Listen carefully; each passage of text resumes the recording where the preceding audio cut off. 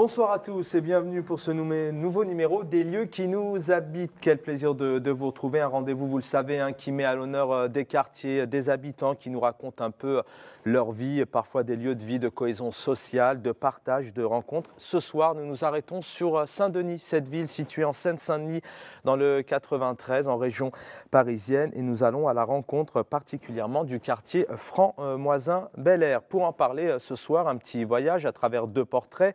Sarah et Christine qui nous parlent de leur quartier. Vous allez voir avec émotion, envie et partage. Des invités sur ce plateau, bien évidemment. Comme à chaque numéro, Jean-Claude Segone. Bonsoir Jean-Claude, merci d'avoir accepté cette invitation. Vous êtes président de l'association Vivre et Bel Air. On en parle quelques secondes dans un instant. À vos côtés, c'est le Benjamin. C'est Wilson Gomez. Bonsoir Wilson. Bonsoir. Merci d'être là. Alors Wilson, vous êtes donc en première, vous êtes lycéen, première L, option cinéma. Et vous avez grandi, vous vivez dans la cité des Francs-Moisins. Oui. Bienvenue à vous. À vos côtés, Benjamin Mazur. Bonsoir Benjamin. Bonsoir. Vous avez été habitant du quartier Bel Air. Vous êtes parti, vous êtes revenu. Vous allez nous en parler dans quelques instants. Et vous, rapidement, vous faites du consulting dans le milieu social. En 20 secondes, ça veut dire En fait, j'accompagne des projets de restauration sociale et notamment d'insertion professionnelle par la restauration en Seine-Saint-Denis à Paris. Voilà.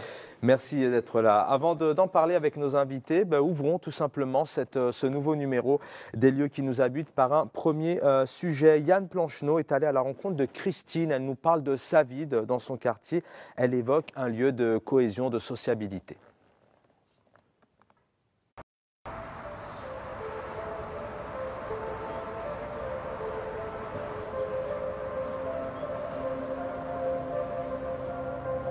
Ça va faire 16 ans qu'on est là. On est ravis du quartier. C'est des morceaux de puzzle qui se côtoient. C'est des atmosphères complètement différentes et à la fois les connexions sont possibles.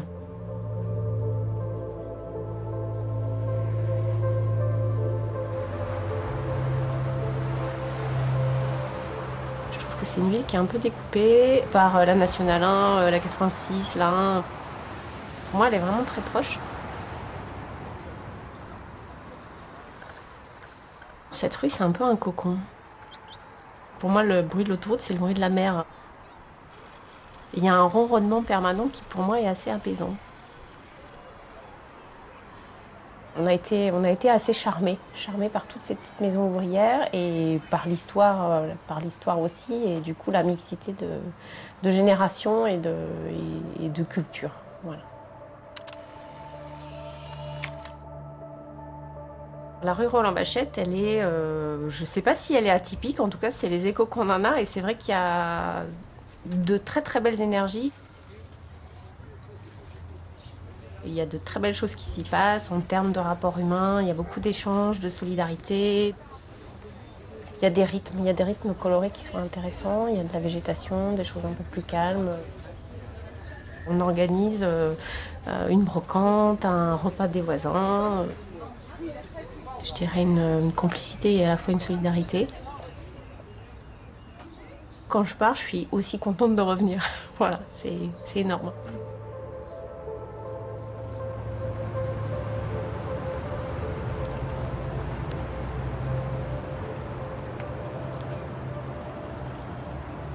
Alors pour nous, le canal, déjà, il est tout près de la maison, donc voilà, c'est une bouffée d'oxygène.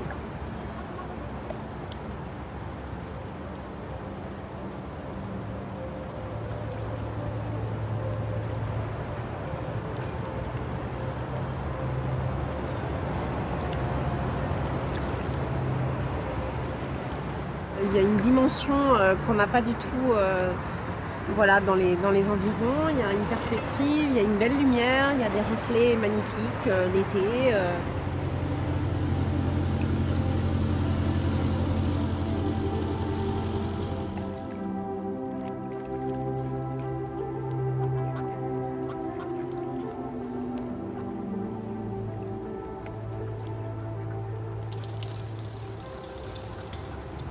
Et ce qui est bourré de charme sur le canal, c'est qu'on est à la fois au cœur de la ville et à la fois on est très isolé de la circulation, du bruit. Et voilà, c'est l'équivalent d'un cocon au cœur de la ville.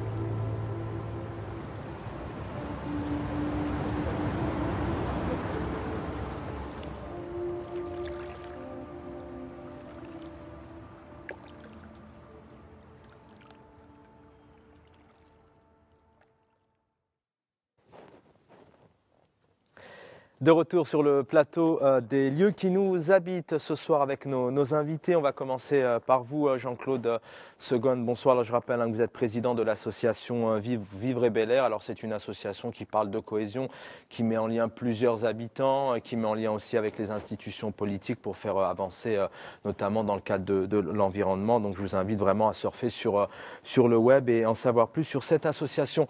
Elle nous parle de bruit de la mer, de couleurs, de belles lumières, etc. Il y a ce canal, mais il y a d'autres lieux qui vous parlent dans ce quartier, Jean-Claude. Il y a le canal, c'est vrai. L'eau, c'est ce calme, cette tranquillité, l'incitation à la promenade, le passage des écluses, c'est vraiment merveilleux. C'est un poumon d'oxygène au sein de la ville. Mais il y en a d'autres également quand même. Bon, à proximité, il y a le parc de la Légion d'honneur, qui est également quelque chose d'extraordinaire depuis quelques décennies maintenant. Un autre pôle important également, où il est bon de flâner, bon, à condition de jardinier peut-être, mais c'est autour du Fort de l'Est, dans le cadre des jardins du Fort de l'Est, où il y a 120 jardins qui existent, ou quelques riverains, dont moi-même, j'ai un jardin dans ce périmètre. C'est pour ça que j'en parle. Mais c'est vrai que dans ce quartier, effectivement, il y a une attache, mais pour moi, ça fait 52 ans que je suis dans ce quartier. Alors, rapidement, justement, ça fait 52 ans que vous êtes dans ce quartier. En 30 petites secondes, quel regard vous avez de cette Seine-Saint-Denis, notamment de ce quartier, parfois un département ou des quartiers qui sont stigmatisés? En 20 secondes, comment vous pourriez décrire notamment ce quartier ou cette ville? Mais au travers de 52 ans de vie, bon, je suis à la retraite depuis quelques années déjà, je serais parti en province, mais on est resté à Saint-Denis. Ça veut tout dire. Voilà. Ça veut tout dire. C'est la vie-quartier, c'est la vie associative, c'est la vie au sein de la ville. Bon, on est d'accord ou pas d'accord parfois, mais il y a quelque chose d'extraordinaire dans cette ville qu'on a envie d'échanger. On l'a vu sur ces très belles images. Wilson Gomez, première aile, option cinéma, un avenir qui vous attend. Alors, vous avez grandi, vous êtes né à la cité des Francs-Moisins. Qu'est-ce que, pareil, peut-être un lieu, une anecdote, quelque chose qui vous parle dans ce quartier? Et puis peut-être votre particularité aussi, c'est que ça vous arrive de marcher tout au long du canal pour vous retrouver à Paris?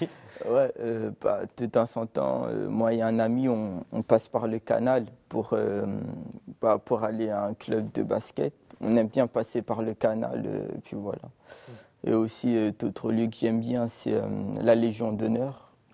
En été, j'aime bien y aller avec mon petit frère. Voilà, pour le faire respirer un peu, il aime bien ça.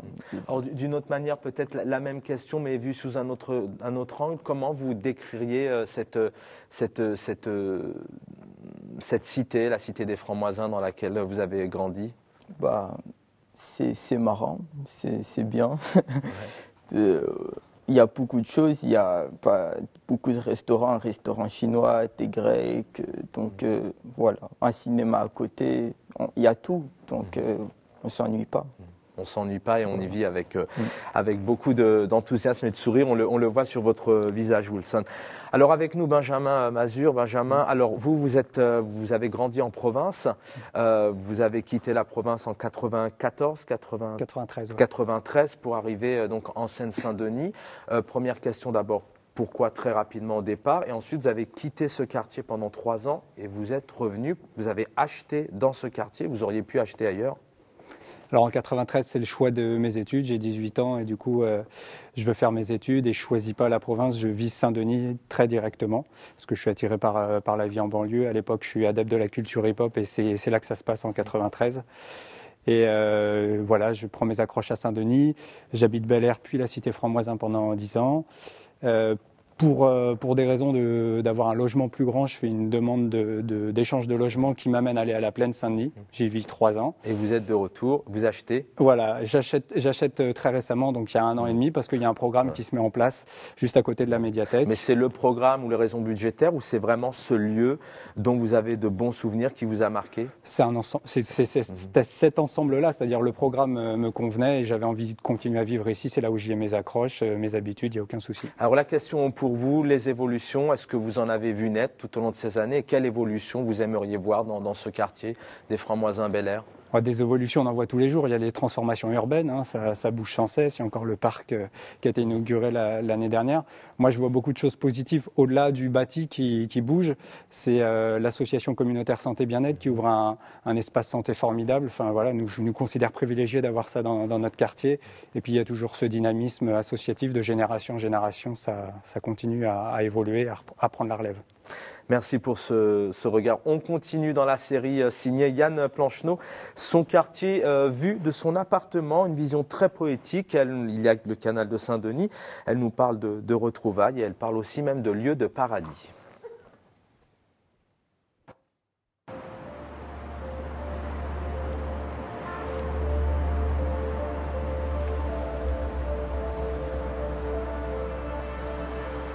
J'ai l'impression que ceux qui sont venus habiter là, c'est des gens qui devaient être réunis ici.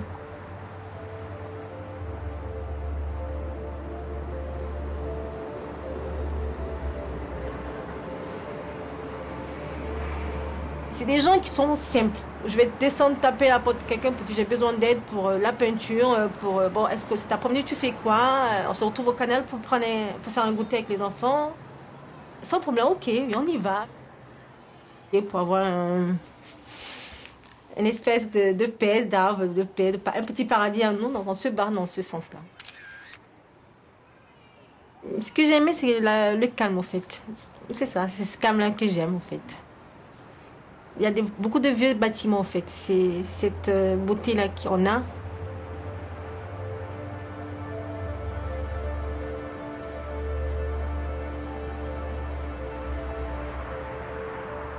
J'aime bien ma vue. Ce que je vois de ma fenêtre, c'est l'autoroute.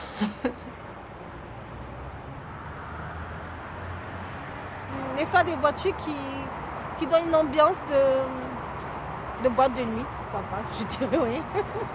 Vous avez les jeux de lumière qui est joli à voir. La pluie, j'aime bien me mettre à la fenêtre quand il pleut. Et avec les enfants, souvent on aime bien ça, où on se met pour regarder les étoiles.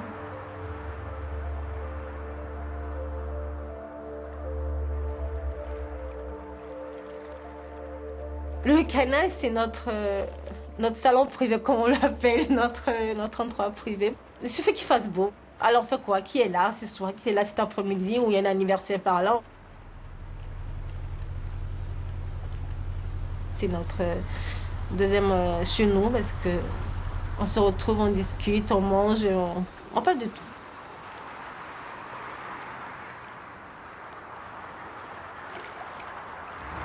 Là, le ciel, on se sent bien.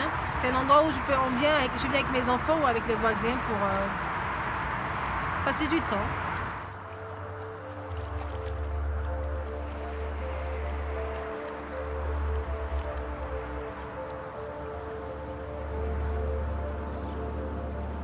L'écluse, tous les enfants de quartier aiment bien ça. Ça les amuse parce que l'eau disparaît, après elle revient, donc c'est un jeu pour eux, voilà, donc ils aiment bien.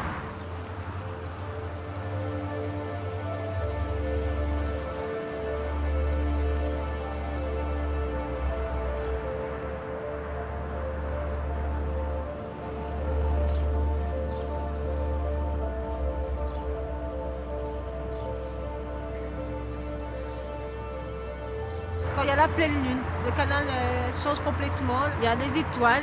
On profite bien du ciel. On voit mieux les étoiles et les avions qui passent aussi.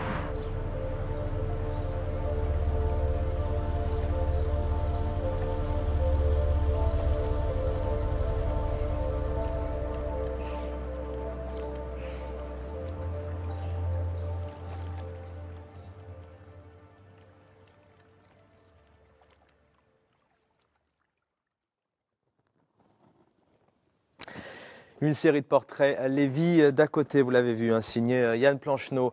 On va revenir avec vous, Jean-Claude Segonne, hein, vous êtes président de cette association Vivre et Bel Air. Sarah, elle nous parle de beaucoup de choses, hein, une boîte de nuit, un petit paradis, l'entraide, des images, des lumières, etc. Comment vous voyez l'avenir de ce quartier, vous qui l'avez vu évoluer et grandir ? Ah bien certes, on a vu beaucoup d'évolution au niveau du quartier au fil de ces quelques décennies. Ne serait-ce qu'avec déjà l'arrivée du Stade de France, ça a permis déjà des liens avec la partie pleine, enfin, côté Stade de France, la passerelle, le pont tournant qui n'existait pas auparavant. Et à l'avenir, qu'est-ce que c'est important ces liens de ce côté-là, mais il y a toute une série effectivement d'évolutions avec toutes les modifications. Tout à l'heure, la dame parlait effectivement de ce vieux quartier, de vieilles bâtisses, de vieilles maisons. Il faut savoir qu'initialement, côté Stade de France, c'était les immeubles du gaz avec la coquerie, et beaucoup d'immeubles du quartier, ces vieilles maisons, sont faits à base de mâche-fer. Ce qui fait que c'est un vieux quartier pavillonnaire après le quartier de la Mutuelle de Saint-Denis, donc qui subit quelques aléas de par son ancienneté, d'où l'arrivée effectivement de nouveaux bâtiments que l'on voit fleurir, la ZAC Bel-Air, des bâtiments côté Casanova. On sent quand même que vous avez une oui, et d'autres. Une vraie Si je finis sur ce point-là, et une action qu'on a pu mener, parce que la ville de Saint-Denis, à un moment donné, a voulu par le biais du PLU modifier des choses au niveau du quartier, entre autres au niveau des Muguets et à l'intérieur du Bel-Air, pour avoir des immeubles de peu plus grande hauteur. Donc nous sommes intervenus pour limiter effectivement ces hauteurs. Avec votre association. Wilson, allez très rapidement, hein, l'émission touche à sa fin. La jeunesse, Wilson Gomez, 17 ans, qu'est-ce qu'il manque? Comment vous voyez l'avenir de ce quartier? Avec plus de bâtiments, sûrement. Parce que là, ils sont anciens et les bâtiments ils commencent à se faire vieux. À mon avis, plus tard, ça sera rénové. Un renouvellement. Ouais. Benjamin Mazur, le mot de la fin, ça sera pour vous l'avenir. Vous êtes installé, vous avez acheté. Waouh. Je pense qu'il y a une base qui bougera pas. Enfin, ça restera un quartier populaire. Et puis, il peut y avoir des améliorations du bâti, des évolutions, mais je pense qu'il gardera sa base. Merci à tous les trois, merci d'avoir été nos invités sur ce plateau. Voilà, des lieux qui nous habitent. Merci à Ludovic Lefebvre d'avoir réalisé et préparé cette émission avec toutes ses équipes. Ce soir, c'était le Franc-Moisin, Bel-Air, la cité. On en a longuement parlé avec ces deux beaux portraits de Sarah et de Christine. Bonne soirée à tous et on se retrouve très vite pour un nouveau numéro des lieux qui nous habitent.